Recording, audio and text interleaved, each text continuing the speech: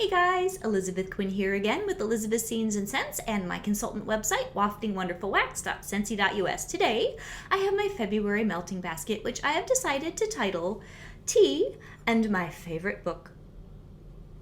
So let's get into all the bars and the reason that I have named it after my favorite book.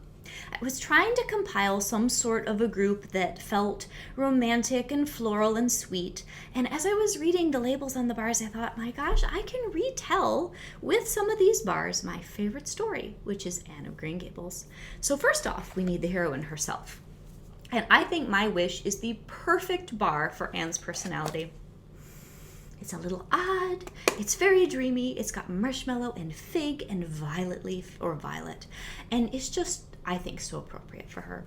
But there's another part to that personality, and that is her temper, so I thought, oh, Snapdragon would be great, at least the name of the bar for that. It's actually an agreeable bar with the pink pineapple and the pretty spring blooms. So then after that, you have to have all the other wonderful characters. Lemon Verbena definitely reminds me of Marilla, clean and sharp and tart and to the point.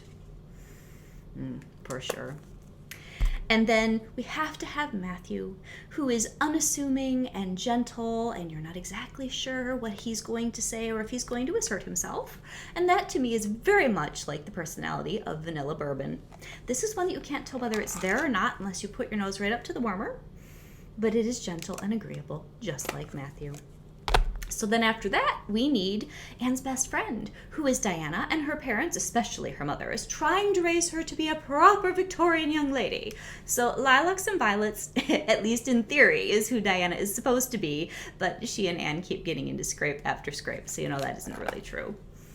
But this is such a lovely bar, and I'm looking forward to melting this. I haven't in a long time, and it really is just old-fashioned lilac and violet.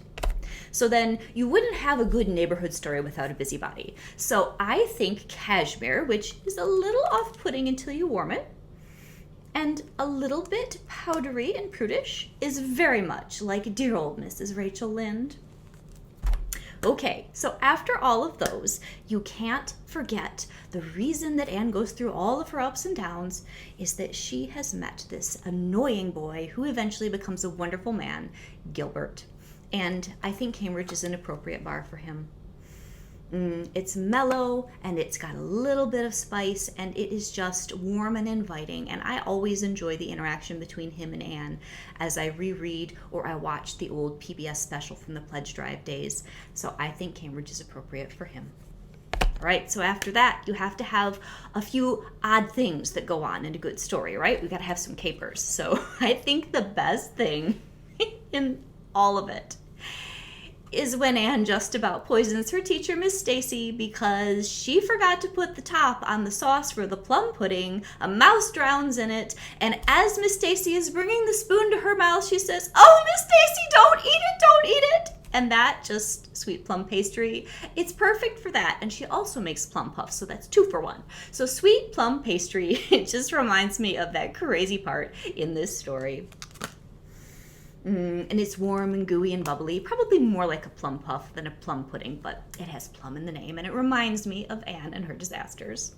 So then the next one, which I don't have the perfect bar for, please set me a comment down in the description below about what bar we should use for this.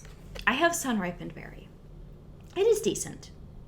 But it's the part where Anne and Diana get left alone to have a nice proper ladies' afternoon visit, and instead of drinking raspberry cordial, they get into the red currant wine and they both get roaring drunk. So I think Sun-Ripened Berry has the strawberry and the raspberry and a little bit of orange, but it doesn't have that syrupy sweetness that I wanted. So if you have the perfect bar, let me know.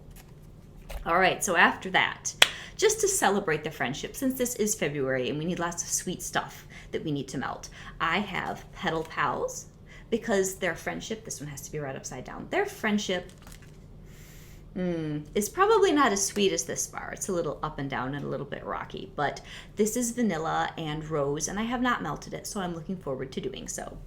Now after that, there is a point in the story where Anne gets to go to the church social with Diana, and she eats ice cream for the very first time. So we have pistachio ice cream for that.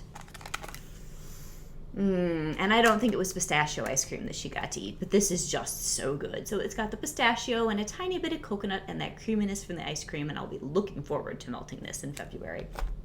And then just because there are lots of sweets and I wanted to melt this bar, pink sugarberry mint. I mean, what girl doesn't want a pink confectionery scent?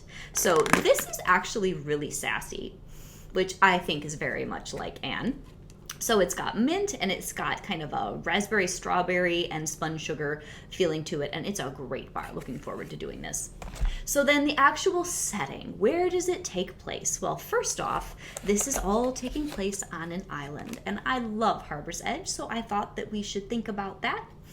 And this just has the dewy seagrass, and it's got the sea air and a little bit of a raspberry vine note. And there are so many times when Anne is out either walking with Diana or by herself, and that island makes itself known in the story, in the presence and the way that the book is written. So I had to include that. And to go with that, I thought Atlantic air was also appropriate, since we know that this is written in the Canadian areas.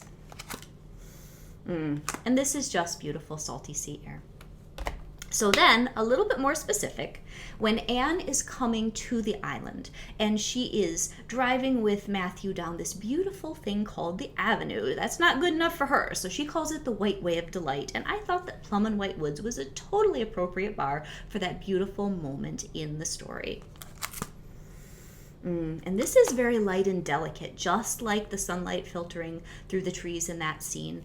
And it's something that I look forward to melting in the wintertime. All right, now, the real tension in the entire story, especially the beginning, is whether or not the Cuthberts are going to keep Anne. So when they finally decide to, I thought Welcome Home was an appropriate bar to celebrate that point. And this is just welcoming with spices, and it's somewhat gentle, and it definitely makes you feel like you are having home and hearth in a bar. All right, now Anne grows older and things get a little bit more dramatic, and she actually gets to go to a hotel and recite a famous poem, The Highwayman, and she triumphs. And the name of the hotel is the White Sands. I have a bar called White Sands. How perfect is this? And it's elegant and old-fashioned, just like a seaside beach resort. And I'm so looking forward to this bar, especially in the bedroom. I love this. So those are most of the bars, and at the very end, since it is a love story, and this is February, I have a bar called Love Story. So Anne and Gilbert, just like the things in here, it's a little complicated, a little bit hard to understand, because this is jasmine and chocolate and amber. And it's really nice. So I'm looking forward to all of these. I hope that you guys have some great things to melt in February. Again, please let me know what we should put in for the raspberry cordial moment in the story. And I hope that you guys drink lots of tea, lots of coffee, read piles of great books, have lots of good sugar and flowers, and possibly a little romance. See you next time. Bye-bye.